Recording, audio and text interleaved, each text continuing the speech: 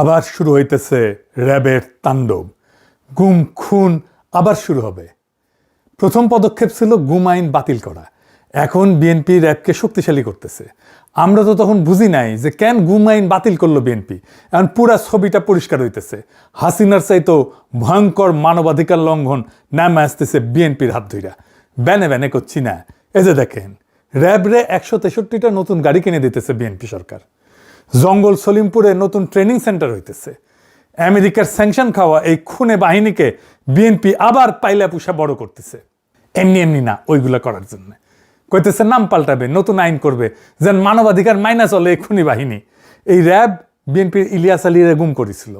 BNP নিজেই RAB বিলুপ্তির দাবি করেছিল, আর ক্ষমতা এসে সেই র্যাবের নাম পাল্টাইতেছে। নাম পাল্টাইলে ভালো হয়ে যাবে? শিলং সালাউদ্দিনরে কেন কেউ জিগায় না?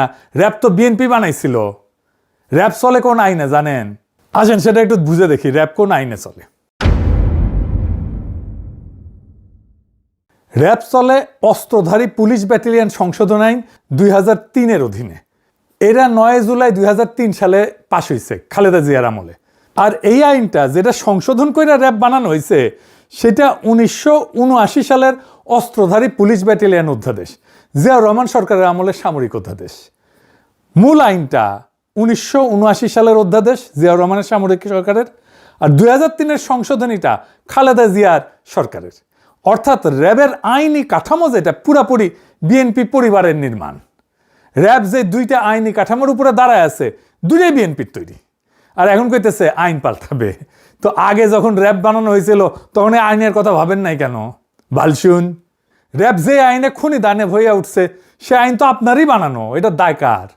এত মানুষ গুম হইলো, ক্রসফায়ারে মারা গেল, এখন মানবাধিকার মাইনা যেন চলে সেই জন্য আইন বানাবেন?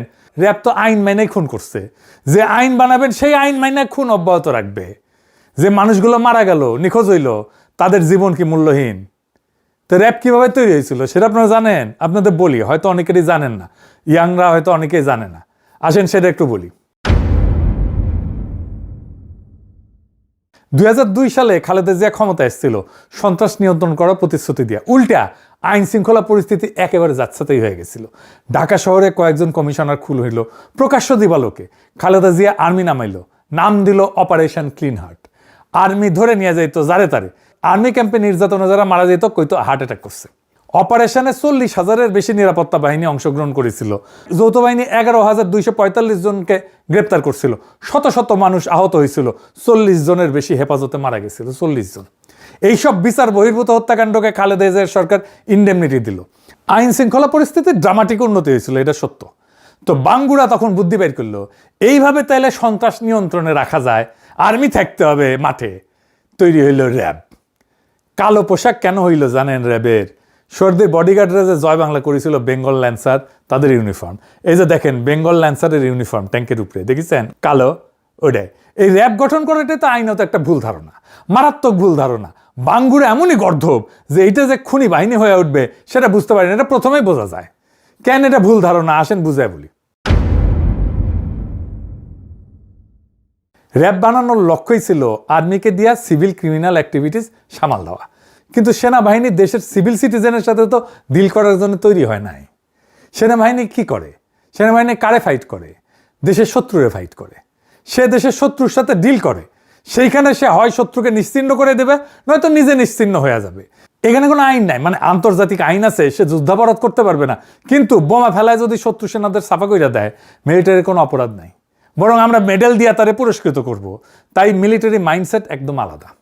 কিন্তু পুলিশ দেশের শত্রুর সাথে ডিল করে না, সে ডিল করে দেশের নাগরিকের সাথে।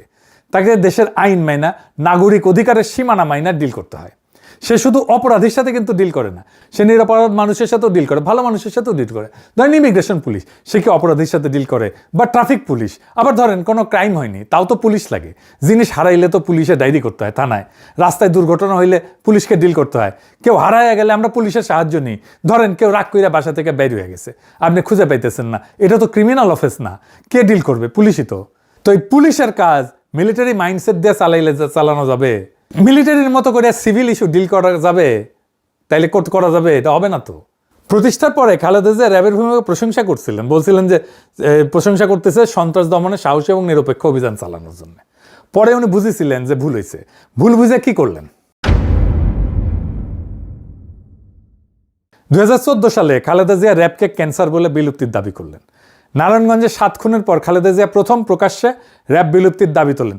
10ই মে 2014 নিখোঁজ বিএনপি নেতা সাজেদুল ইসলাম, মানে আমাদের তুলির ভাই আর কি, তার পরিবারের সঙ্গে দেখা করে বললেন যে র্যাব গঠন হয়েছিল জনগণের জীবন সম্পদ রক্ষা করার জন্য, কিন্তু এখন এই বাহিনী রাজনৈতিক উদ্দেশ্যে ব্যবহার হইতেছে। আমি এই এলিট ফোর্স বিলুপ্তির দাবি করতেছি। খালেদা জিয়া নিজে বিলুপ্তির দাবি করছে, তুলির ভাইয়ের বাসায় গিয়ে এই দাবিটা করছে। 13ই মে 2014 সিদ্ধিরগঞ্জে 7 খুন হয়েছিল না, এই 7 খুনের পরিবারগুলো সান্ত্বনা দিতে যেয়ে বলেন এই বাহিনীর আর কোনো প্রয়োজন নাই, কারণ তারা জনগণের বিরুদ্ধে দাঁড়িয়েছে। 2014 সালেই মুন্সিগঞ্জের এক সমাবেশে খালেদা জিয়া র্যাবকে ক্যান্সার আখ্যা দিয়ে বলেন সংস্কারে কাজ হবে না, বিলুপ্তি করতে হবে। র্যাবকে রক্ষী বাহিনীর সাথে তুলনাও করেছিলেন। 28 মে 2014 লন্ডনে জিয়াউর রহমানের 33তম মৃত্যুবার্ষিকীর অনুষ্ঠান হতেছে। তারেক রহমান র্যাব বিলুপ্তির দাবিতে গণস্বাক্ষর কর্মসূচি উদ্বোধন করে কইলেন র্যাব অবিলম্বে বিলুপ্ত করা সময়ের দাবি। নারায়ণগঞ্জের 7 খুনে শুধু র্যাব সদস্যরাই জড়িত না, প্রধানমন্ত্রী শেখ হাসিনাও জড়িত। বিএনপি র্যাব বিলুপ্তির জন্য 2024-এর পরে আনুষ্ঠানিক সুপারিশও দিল। কি মজার কথা! 5ই ডিসেম্বর 2024 অন্তর্বর্তী সরকারের পুলিশ সংস্কার কমিশনে আনুষ্ঠানিক প্রস্তাব জমা দিল। সেখানে র্যাব বিলুপ্তি আর একটা পুলিশ কমিশন গঠনের সুপারিশ ছিল। 10ই ডিসেম্বর গুলশান কার্যালয়ে সংবাদ সম্মেলন করল বিএনপির স্থায়ী কমিটির সদস্য আর এখনকার স্পিকার মেজর হাফিজ। ওইখানে আনুষ্ঠানিকভাবে দাবিটা ঘোষণা করলেন। উনি বললেন মেডিকেল সায়েন্সে এটা বলা আছে যখন গ্যাংগ্রিন পুরোপুরি ছড়ায় যায় তখন কাইটে ফেলা ছাড়া উপায় থাকে না। র্যাব আন্তর্জাতিকভাবে নিন্দিত হইয়া দেশের ভেতরে দানবে পরিণত হয়েছে। বেশিরভাগ গুম, খুন আর বিচার বহির্ভূত হত্যাকাণ্ড র্যাবই করেছে। তাই আমরা এর বিলুপ্তির সুপারিশ করিতেছি। ভিডিও আছে, দেখেন, এডিটর সাহেব দেখান। যত ধরনের খুন যখন এবং যত এক্সট্রা জুডিশিয়াল কিলিং সব কিছু অধিকাংশই এই র্যাবের মাধ্যমে হয়েছে। সেজন্য আমরা এটিকে বিলুপ্ত করার জন্য সুপারিশ করেছি। দেখেছেন, এইভাবে বলার পরে ইউনূস সরকারের তো উচিত ছিল পরের দিন র্যাব বিলুপ্ত করে অধ্যাদেশ জারি করে নাই। কেমন বেকুব দেখেন, রেখে দিছে। হ্যাঁ, এত বেকুবের বেকুব এই ইউনূস সরকার ছিল। এখন এই 22তম প্রতিষ্ঠাবার্ষিকী হইল এই কয়েকদিন আগে, ওইখানে শিলং সালাউদ্দিন গেছে। ওইখানে বলে যে র্যাবের জবাবদিহিতা, স্বচ্ছতা আর মানবাধিকার সুরক্ষা নিশ্চিত করতে নতুন আইন প্রণয়নের উদ্যোগ নিছে সরকার। সরকার বিবেচনা করতেছে এই বাহিনী বর্তমান নামে চলবে নাকি নতুন এলিট ফোর্স গঠন করা হবে। নতুন নাম হয়েছে কিন্তু। আরো বলছে যে কিছু কর্মকর্তার কর্মকাণ্ডে বাহিনীর ভাবমূর্তি ক্ষুণ্ণ হয়েছে। ফ্যাসিবাদী শাসন আমলে কোনো প্রতিষ্ঠানই অক্ষত থাকে নাই, পুলিশ, সেনাবাহিনী, র্যাব, বিজিবি সবাই। কিন্তু কয়েকজন কর্মকর্তার কাজের জন্য পুরো প্রতিষ্ঠানকে তো দায়ী করা যায় না। না না না, তা তো বটেই। এই যুক্তি তো আওয়ামী লীগও দেয়। যারা গ্যাংগ্রিন বলবে এরা নিজেরা, তার 2 দিন পরে বলবে কয়েকজন কর্মকর্তার কাজের জন্য পুরো প্রতিষ্ঠানকে দায়ী করা যায় না। খালেদা জিয়া বলবেন সংস্কার করে লাভ নাই, বিলুপ্ত করতে হবে। আর এরা বলবে নাম বদলাবে, আইন ঠিক থাকবে, বাহিনী থাকবে। যেই তারেক রহমান লন্ডনের নির্বাসনে থেকে র্যাব বিলুপ্তির জন্য গণস্বাক্ষর কর্মসূচি শুরু করছিলেন, সে বাংলার লুথার কিং যখন হইল তখন র্যাবরে গাড়ি কিনে দেয় 163টা, নতুন ট্রেনিং সেন্টারের ব্যবস্থা করে। নাম হবে SIF, স্পেশাল ইন্টারভেনশন ফোর্স। ওরে বাবা, ইংরেজি যেহেতু কইছে ঠিকই কইছে না। আপনারা নিজেরা যা দাবি করেছিলেন অন্য সরকারের কাছে, এখন নিজেরাই করেন সেটা। নিজের দাবি নিজেই মানেন, আমাদের দাবি মানা লাগবে না। আপনারা নিজেরা যে দাবি তুলেছিলেন সেই দাবিটাই পূরণ করেন না কেন? নতুন বোতলে আগের মদ খাইতে চাই না তো আমরা। এটার নাম করতে রাজনীতি না, এটার নাম বিশ্বাসঘাতকতা। সরাসরি নিরবিচ্ছিন্ন লজ্জাহীন বিশ্বাসঘাতকতা। এই জন্য আজকের তরুণ সমাজ পলিটিশিয়ানদের পছন্দ করে না।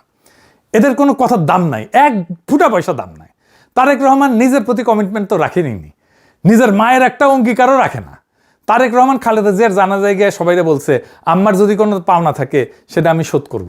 তাহলে শোধ করেন। খালেদা জিয়া যা বলছেন, জাতির কাছে যা প্রতিশ্রুতি দিয়েছেন সব রাখেন, পরিশোধ করেন। মায়ের প্রতিশ্রুতি পরিশোধ করেন। রাজনীতিবিদ হিসেবে তো ব্যর্থ হয়েছেন, সন্তান হিসেবে ব্যর্থ হইয়েন না। যে বাহিনী আপনাদের বাইরেই ঘুম করছিল সেই বাহিনীকে আপনারা পাইলা পুষা বড় করতেছেন। এর দাম দিতে হবে। আজ না হোক কাল, কাল না হোক পরশু, দাম দিতেই হবে। ইতিহাস কাউকে মাপ করে না, বিশ্বাসঘাতকতাকে কোনোদিনই করে না।